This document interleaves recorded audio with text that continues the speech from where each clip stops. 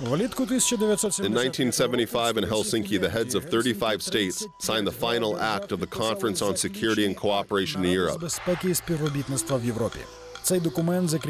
This document consolidated international agreements, not only in international, legal, military, political, and economic spheres, but it also guaranteed human rights and basic freedoms between countries, such as freedom of travel, contacts, information, culture, education, and others.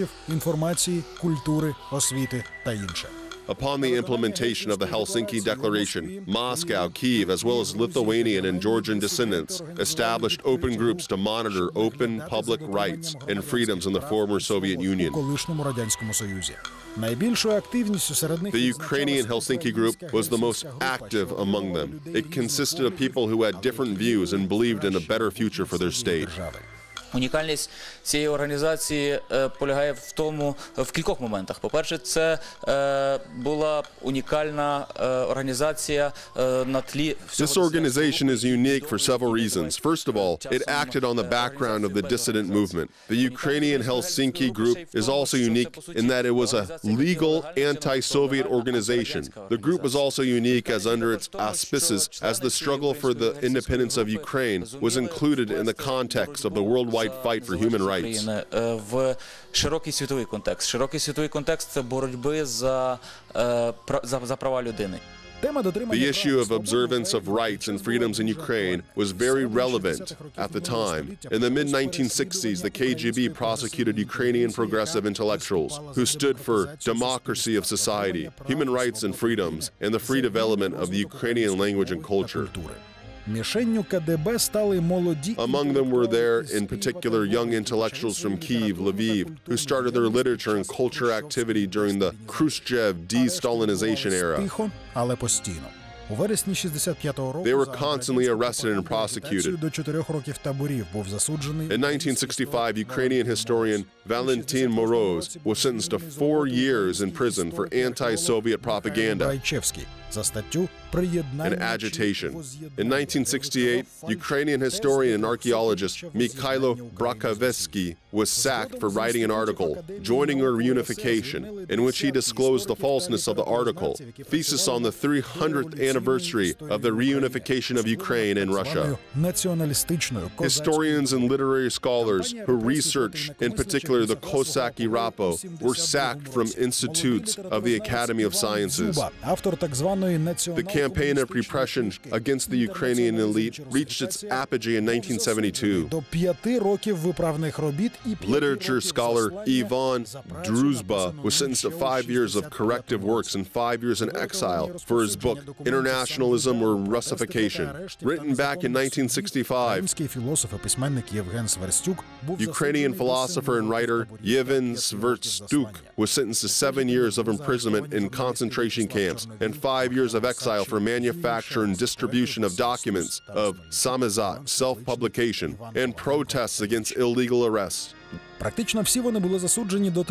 Journalists of many types were arrested in that period. Among all of them were sentenced to long-term imprisonment and exile in camps of severe or special penalty. Dissidents who could be hardly accused of violation of the criminal code were put in psychiatric hospitals.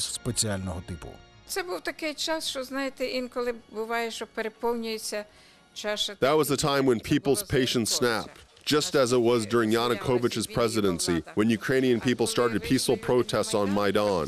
But when some of the protesters were killed, even more people weren't there to protest. Their patience really snapped. The same situation was in the 1960s, when the most talented Ukrainian people who hadn't committed any crime were arrested. Так само було й тоді.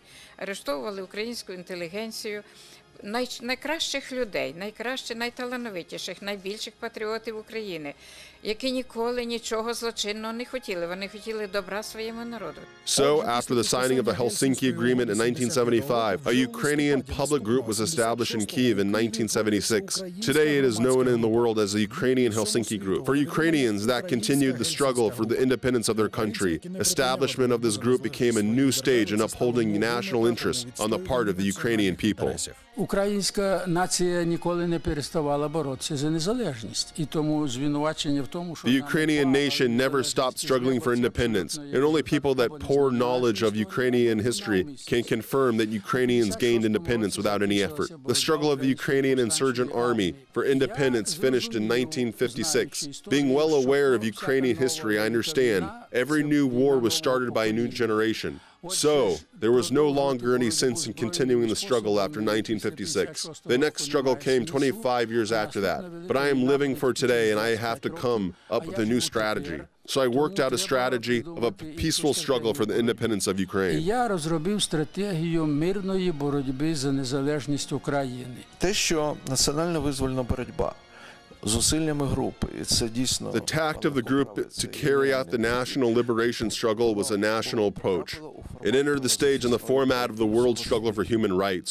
Western European countries welcomed it, as the struggle for human rights was the best format in Western Europe. As Ukraine entered the format, America and several European countries established monitoring groups to stay abreast of the situation in Ukraine. But the major question was how the Soviet power will perceive the establishment of the human rights group. В моніторинговій групі в Америці, і в Європі для того, щоб перевіряти, а як справді ось з'явилася правозахисна група, подивимося, як радянська влада буде її сприймати. The Ukrainian Helsinki group was headed by writer Mykola Rudenko. During World War II, he worked as an officer political worker and later as a party official in a writers' organization. General of the Soviet Army Petro Hirorenko, a participant of World War II, was also dismissed for criticism of the Soviet Union. He was his close friend. Українська гельсінська група створювалася у моїй хаті і в моїй присутності. The Ukrainian Helsinki group was established in my presence right in front of my apartment.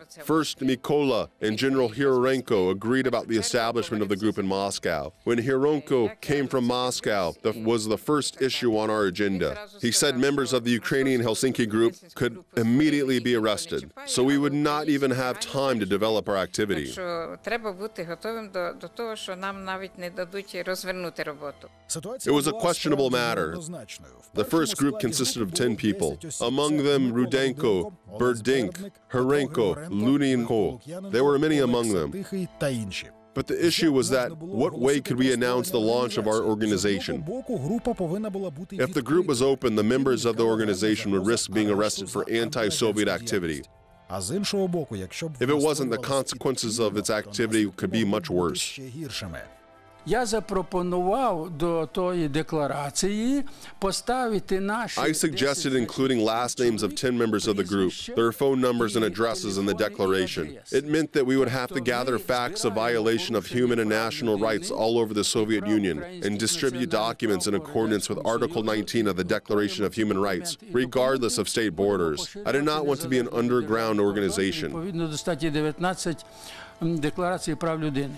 Я і так хотів, щоб це була не підпільна організація. In order to mollify the accusations of KGB officers during interrogation, Адже чекісти нас будуть кликати і допитувати. we had to contradict the fact that an underground organization had been established. So we wrote down our last names, addresses, and phone numbers in the declaration of the organization. In short, the members of the group used methods of conspiracy work.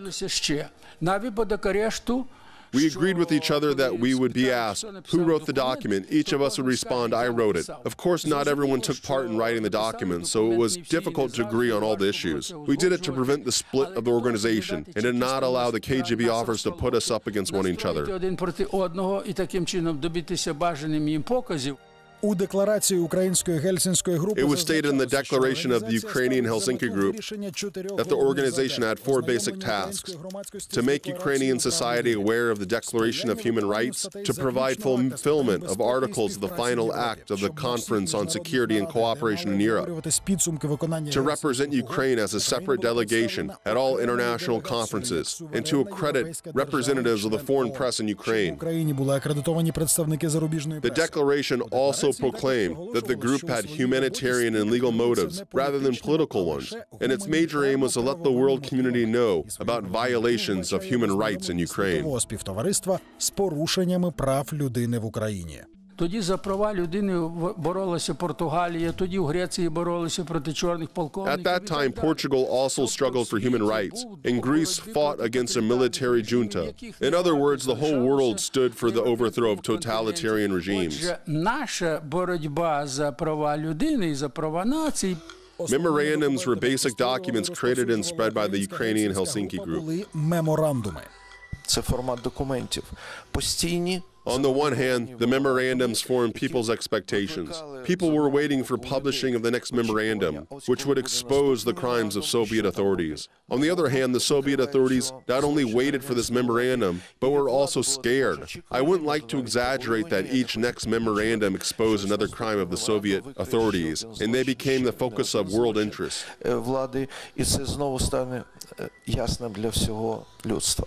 Not only Ukrainian national issues were raised in the memorandums, but also religious matters. For example, legalization of the Ukrainian Greek Catholic Church and issues of human rights protection from prosecution, punishment of dissidents, and detention in psychiatric hospitals. Despite the fact that the group carried out legal activities and was supported by Western countries, its members were constantly persecuted and oppressed by the communist authorities. Most of all, the KGB was dissatisfied with the distribution of the memorandums with information about illegal arrests, lists of political prisoners, and their imprisonment in the hard labor camps. КГБисти спочатку не знали, що робити, коли When the Russian, Ukrainian, Lithuanian, and Georgian affiliates of the Helsinki group were established, KGB officers didn't know what to do at first, but later they started arresting the members of the group. І вони почали арешти. Вже через 3 місяці після організації 3 months after the establishment of the Ukrainian Helsinki group, its heads were arrested. заарештовано її керівників Миколу Руденка і Олексу Тихого. Незабаром Later, they were sentenced to 12 to 15 years of imprisonment. 15 років позбавлення волі. Замість двох, які Two new individuals took the places of those who had been arrested. The KGB arrested them as well. Naturally, their followers were also arrested. нові двоє.